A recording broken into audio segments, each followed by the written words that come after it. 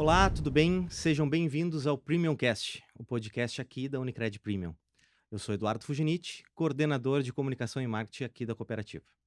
O podcast ele foi criado para criar esse canal com pautas pertinentes, assuntos que nós possamos abordar de maneira objetiva e clara para todos os públicos. Sem muito tecniquez, a fim de criar essa conexão com o público geral e trazendo pautas, então, que possam trazer relevância para o entendimento de todos. Hoje, para não ser diferente disso e darmos seguimento ao projeto, a gente tem um convidado muito especial, onde eu já agradeço desde já a presença dele em ter aceitado, com uma pauta bem significativa para não só para os nossos cooperados, mas para um público em geral, e em todas as fases da vida, né? Que é importante a gente falar sobre educação financeira. Hoje eu tenho a presença aqui do Marcelo Hoffmeister. Ele atua no sistema, dedicado ao sistema Unicred há mais de 6 anos. Ele já foi gerente da área, ocupando o cargo de desenvolvimento de negócios na Central Geração. Atualmente ele é superintendente e está como cargo interino como diretor de desenvolvimento de negócios. Marcelo, prazer te ter aqui então mais uma vez. Obrigado por ter aceitado o convite. Legal, Edu. Eu que agradeço, parabéns pela iniciativa. Acho que esses momentos que a gente consegue fazer uma aproximação de alguns temas técnicos mais sensíveis, trazendo o conhecimento a todos dentro da nossa cooperativa, acho que é muito importante, né?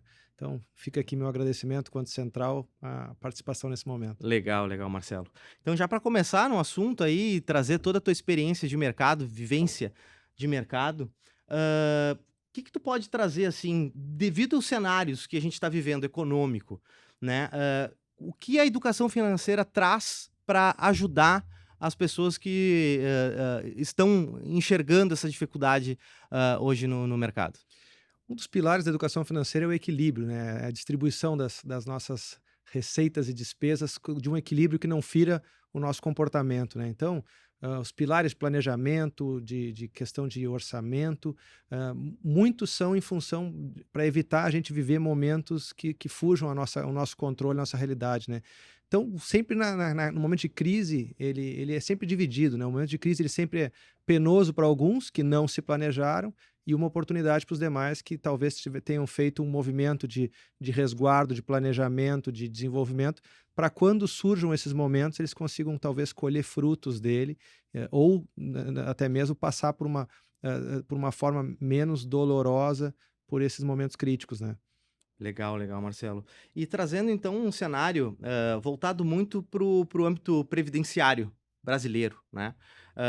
O que temos certeza é que não temos certeza do que vai ser o futuro, né, olhando pra reforma, né, da previdência social e tudo mais. Hã, Traz um pouco do panorama e do olhar de projeção, né, para quem está buscando, se interessa pelo e se preocupa ao mesmo tempo, né, com esse cenário. Esse é um ponto que eu acho que requer bastante atenção, né? Eu sou um pessimista no assunto previdência pública, né? Hoje a gente vive um contexto econômico e não dá para dizer que é hoje, né? Acho que é um cenário que vem se desenhando historicamente no Brasil nos últimos pelo menos 60 anos, né? A gente tem uma previdência, se cria uma ilusão hoje no trabalhador brasileiro de que ele, quando está recolhendo um recurso para a previdência pública, de que esse recurso tá sendo guardado para ele, né? E isso não dá para dizer que é uma realidade. Hoje, esse recurso que ele é descontado no meu contra-cheque, que ele é guardado pelo governo, ele não está sendo utilizado, reservado nesse momento para mim. Eu estou simplesmente pagando a aposentadoria dos que hoje estão usufruindo desse benefício. A Previdência Pública hoje ela acumula um déficit de 306 bilhões, ou seja, ela é praticamente a principal despesa do governo, já chega a 50% da despesa do governo, e ela colide contra outras despesas essenciais que a gente tem. Hoje a gente tem o governo investindo 3% em educação, 6 a 8% em saúde, enquanto a Previdência passa dos 50% desse bolo. Então, quando eu paro para ver assim, o que se espera no futuro disso, né? Ou que tenhamos inúmeras reformas da Previdência de tempos em tempos, jogando a nossa idade de aposentadoria mais para frente. Hoje, mulheres com 60 anos, homens com 65, muito provavelmente essa faixa etária, talvez a minha, a tua, a gente não venha usufruir desses prazos. Muito provavelmente na minha idade de aposentadoria será lá perto dos 75, 80 anos, e talvez essa turma mais nova, com o aumento da expectativa de vida, venha se aposentar lá muito próximo do fim do seu ciclo de vida. Então isso é muito preocupante. Quando a gente para ver essa história no país, assim, lá em 1960, mais ou menos tinha 9,5 pessoas ativamente contribuindo para cada aposentado. Hoje esse número já é mais ou menos 3,5 pessoas contribuindo para um aposentado, e a perspectiva ano a ano, à medida que as famílias estão tendo muito menos filhos, hoje a média de natalidade das famílias é de um filho e meio por família, enquanto no passado não muito distante esse número passava de 3 ou 4 pessoas por família. Então, à medida que as pessoas estão envelhecendo, a pirâmide etária está ficando mais afunilada para cima, estão envelhecendo, vivendo mais e nascendo menos bebês, é menos gente para suportar esse processo de aposentadoria, né? Então, vai chegar o momento que, se a gente não fizer várias reformas, vai ser praticamente 1 para 1. Uma pessoa trabalhando para suportar. A conta não vai fechar. A conta, ela já não fecha e Sim. nunca vai fechar. Tanto que o déficit tem aumentado. No ano passado aumentou 17% o tamanho desse rombo. Então, a gente está vivendo uma inflação de 4% a 5%. Se a dívida cresce 17%, a conta não fecha. Então, a gente vai estar sempre trabalhando para suprir uma necessidade. E quem tem a expectativa de se aposentar, deixando para receber a aposentadoria da Previdência Pública, eu vou ser bastante pessimista aqui, que pode ser que isso não exista, ou exista numa proporção muito menor do que a que já tem hoje, em termos de sustentabilidade de renda para uma família. Hoje a gente tem um cenário de que o teto da aposentadoria está em torno de R$ 7.500, né? Só que quando a gente para olhar, assim, talvez esse valor suprisse muito das necessidades das famílias. Mas o público que se aposenta hoje com valores muito inferiores, a gente tem 67% das pessoas se aposentam com até um salário mínimo. E se a gente for ampliar um pouquinho, pegar com até 2 salários mínimos, que hoje seria 2.000 e alguma coisa, a gente está falando em 84% da população que se aposenta. Hoje, na realidade que a gente tem aqui de empresa, talvez seria colocar as pessoas numa realidade que hoje, como se ela estivesse se aposentando hoje com as despesas que ela tem hoje, só que recebendo somente o ticket que recebe hoje, alimentação e refeição. Então, assim, a necessidade de um planejamento previdenciário, financeiro, da questão de entender como funciona o ciclo para se educar financeiramente, é fundamental nos dias de hoje. E aproveitando então essa pegada que tu traz, né, já visualizando, né, projetando para os jovens hoje, né? Qual é a maneira, o que tu indica assim, para a pessoa poder já se prevenir, poder já projetar, ter uma segurança para sua aposentadoria? Qual é o principal ponto que tu salienta para que ela possa então já ir se preparando para esse cenário? O que eu vejo que hoje uma parte muito pequena da população se prepara para esse cenário de evolução, né, de desenvolvimento. Normalmente eu vejo que as pessoas iniciam suas vidas profissionais e sempre com aquela mentalidade, não é o suficiente ainda para eu começar a investir. E essa procrastinação inicial de demorar a fazer o ciclo, ela corre muito contra a nossa realidade de poupança, né? Se a gente for analisar assim, um ponto mais importante da educação financeira que a gente sempre fala é equilíbrio, e depois é começar o quanto antes. A gente começando antes, cedo, muito provavelmente eu vou precisar de menor dispêndio de investimento para chegar no meu objetivo final com uma certa sustentabilidade, né? Hoje, se a gente for pegar e fazer alguns cálculos assim, né, simplórios, muitas pessoas dizem, não tenho dinheiro para chegar, digamos que a gente queira juntar 1 milhão que seja.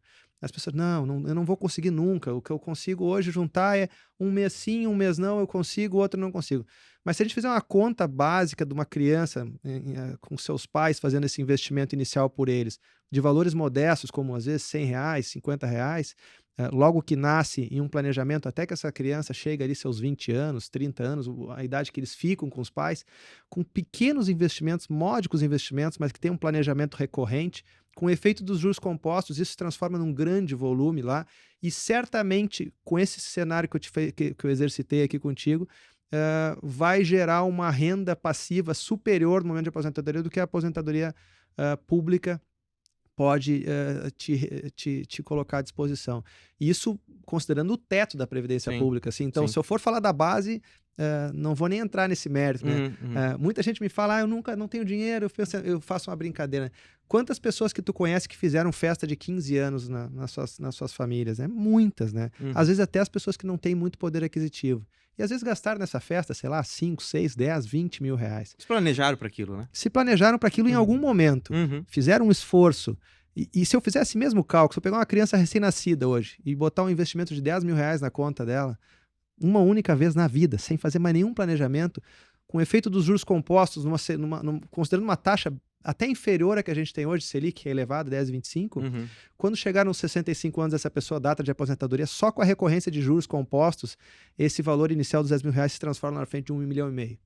Então, o importante é começar, ter persistência, recorrência, e à medida que for ampliando seu cenário econômico, daí sim vai modulando o apetite, né, que é diferente de todas as pessoas, né, a chegar nos seus objetivos e sonhos. Que legal, Marcelo. Eu acho que é muito rico tu trazer esse exercício para grande parte da população, né? Eu acho que não só para quem tem poder aquisitivo, mas também para quem já é um pouco mais modesto nos seus recursos, mas é algo que não discrimina ninguém na relação desse olhar, né? Eu acho que é importante, eu acho que essa provocação que tu traz é essencial e fundamental para a pauta que nós estamos falando hoje, que é de educação financeira.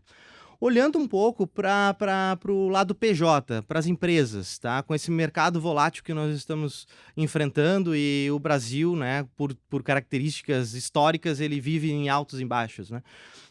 Qual é uma medida, né, para trazer segurança, né, para as empresas, se tratando da instabilidade da economia e buscando essa saúde financeira para a empresa?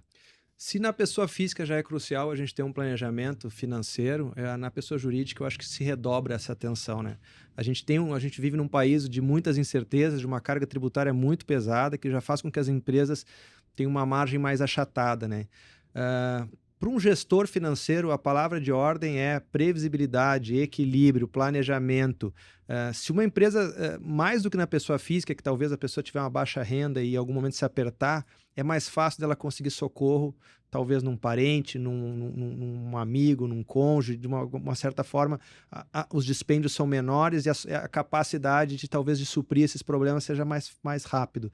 Na pessoa jurídica, no Brasil, a história mostra que muitas delas são engolidas no tempo e não seguem a sua trajetória empresarial por falta de planejamento. Então, se faz muito necessário não misturar o bolso na pessoa física com a pessoa jurídica, que a gente tenha uma segregação muito clara do que é o recurso da empresa, de investimento, de reserva financeira, de centralização financeira, para que não fique num nível de alavancagem, de andar muito, muito próximo à linha da receita e despesa, que num momento como esse seria catastrófico. Já pensou uma empresa que não tem um determinado nível de fluxo de reserva financeira passar por um momento como esse que a gente está vivendo agora no Rio Grande do Sul, de talvez no mesmo período a pessoa ter um impacto financeiro na sua residência, um impacto financeiro na sua empresa, um impacto no seu estoque, a impossibilidade, como a gente teve na pandemia e agora talvez de retomada de ciclo produtivo e que tu tenha que continuar mantendo uma folha de pagamento. Então, todos esses aspectos, no ano anterior que vai se iniciar um planejamento, tem que estar todos esses movimentos contemplados no planejamento financeiro para o ano, porque não dá para fazer um cenário onde não se considere as possibilidades negativas. Então, o orçamento a gente sempre parte de um pressuposto, de um orçamento pessimista. Se tudo der errado, eu consigo honrar esses compromissos. Um realista, que é muito próximo ao que se está desenhando no fluxo, e um otimista, que seria como se eu conseguir atingir alguns gatilhos de sucesso, eu chego nesse... Mas é importante ir fazendo esses reparos durante o ano, dos ajustes de cenário, para ver quanto do financeiro vai ter que ser guardado em algum momento com maior austeridade e quanto em outros momentos pode ser talvez despendido com maiores investimentos, né? Tem que ter muito cuidado na pessoa jurídica. Legal, legal.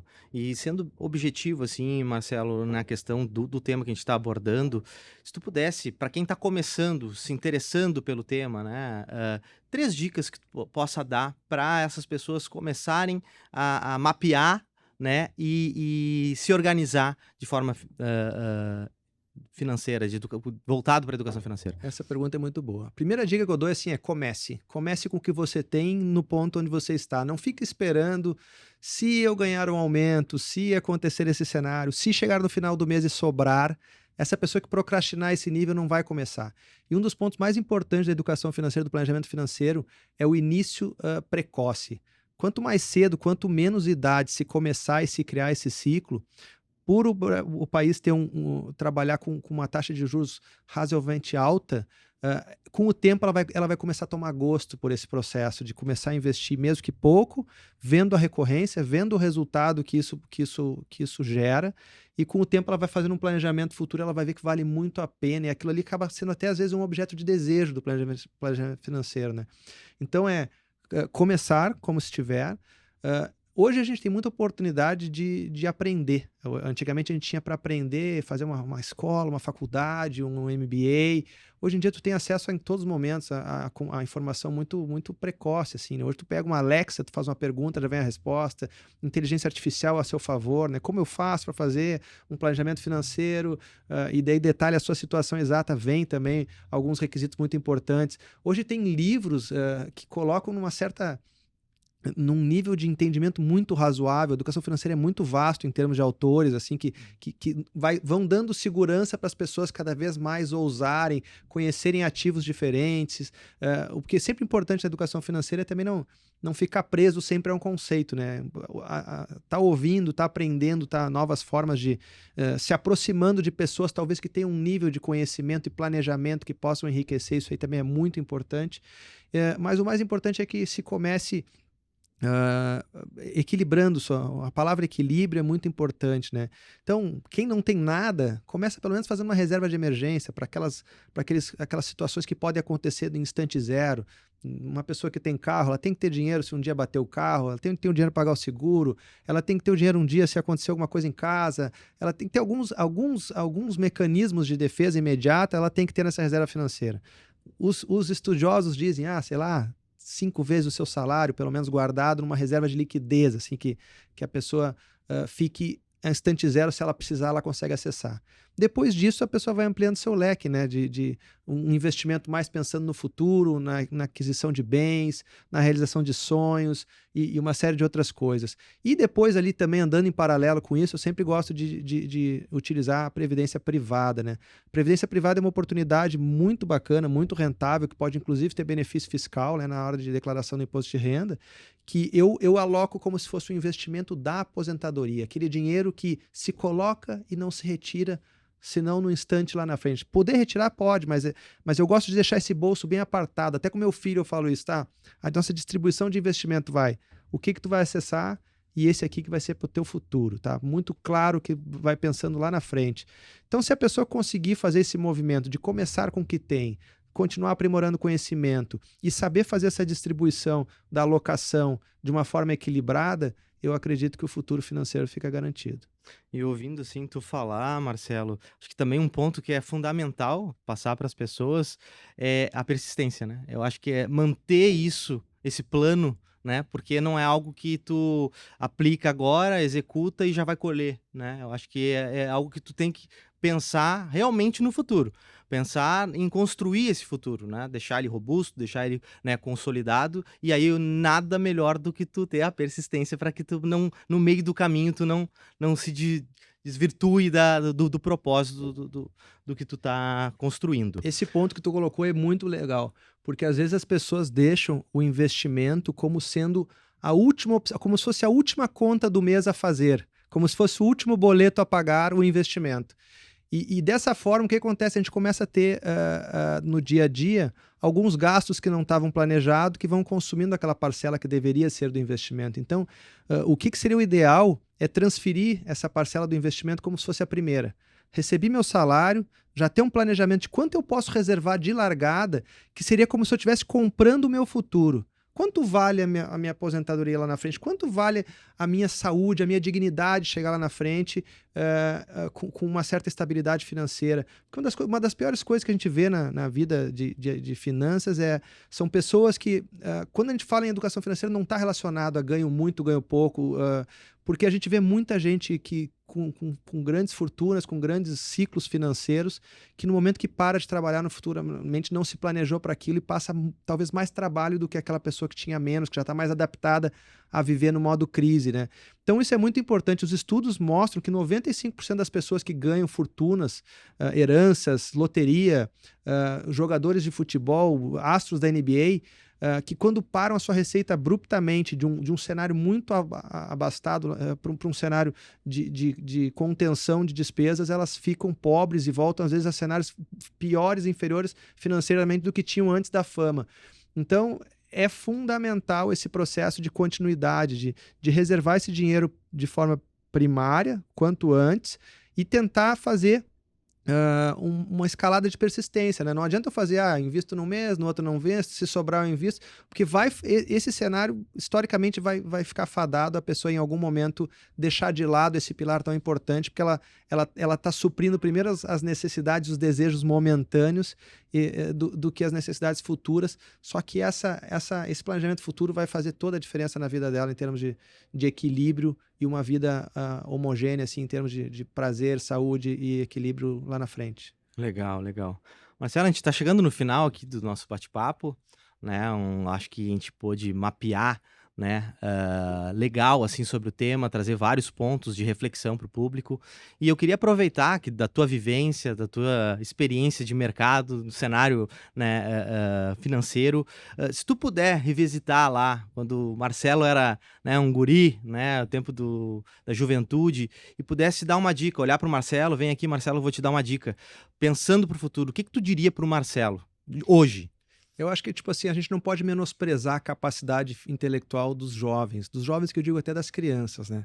Educação financeira está 100% relacionada a isso. Ela não é uma disciplina de faculdade, ela é uma prática de vida. Ela é uma construção de personalidade, de comportamento, de equilíbrio e desenvolvimento. Então, a grande dica que eu faço é tentar nutrir essa semente da educação financeira desde o nascimento das crianças, dos filhos, porque isso faz a grande diferença. Uma pessoa que se planeja, ela não depende de ninguém, nem de governo, nem de... ao momento que ela nutre esse movimento de fazer a sua reserva contínua e que aquilo ali na frente vai fazer com que esse recurso investido trabalhe, é a renda que tu tem quando tu está dormindo, né? Ninguém fica estável, sustentável somente com trabalho, com o seu recurso de trabalho, que vai acabar gastando e vai acabar não tendo equilíbrio. Chega um momento que a pessoa começa a se dar conta que de grão em grão se chega num resultado muito potente mesmo. Assim, eu costumo falar que quando as pessoas fazem simulações e projeções desse período, a gente está falando em 65 anos muitas vezes, né? Mas às vezes a gente está olhando só o instante do zero, aqui no momento que eu estou falando aqui, quanto que eu junto hoje, guardo hoje para gastar amanhã.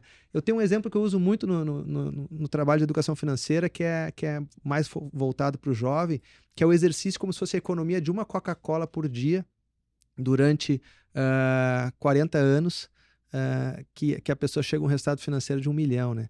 Então a gente às vezes fica pensando que precisa grandes fortunas para conseguir um equilíbrio, e não é. Sim. Então é muito mais persistência e educação.